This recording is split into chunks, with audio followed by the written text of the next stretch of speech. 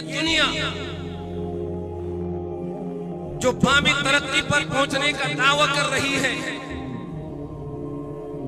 لیکن اخلاقیات کے اعتبار سے، انسانیت کے اعتبار سے، ہمدردی کے اعتبار سے، انصاف کے اعتبار سے یہ دنیا اس گھیرے کھڑ میں جا گری ہے کہ وہاں سے نکلنا ناممکن ہو رہا ہے۔ میرے محترم دوستوں، اس بد اخلاقی کے دلدل میں پھنسنے کی بنیادی وجہ سچے لوگوں سے دوری ہے۔ آج ناانصافیوں کی بنیادی وجہ نیک لوگوں سے دوری ہے۔ آج ہمارے عدالت میں انصاف نہیں ہے، آج ہمارے تھانے میں انصاف نہیں ہے، آج ہماری پولیس وہ عدل اور انصاف سے کام نہیں لے رہی۔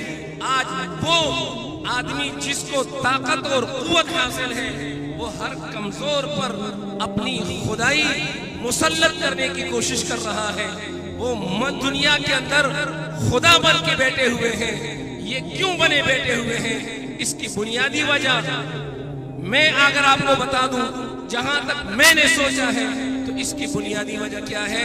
اس کی بنیادی وجہ سچے لوگوں، علماء سے دوری ہے۔ میرے محترم دوستوں، آج جو دنیا کے اندر ہم اور آپ کو انصاف نظر نہیں آ رہا، اس کی وجہ قرآن سے دوری ہے، اس کی وجہ علماء سے دوری ہے، اس کی وجہ سچے لوگوں سے دوری ہے، اس کی وجہ یہی ہے میرے محترم دوستوں کہ آج دنیا ظلم کی آماجگاہ بن چکی ہے، جہالت کی آماجگاہ بن چکی ہے۔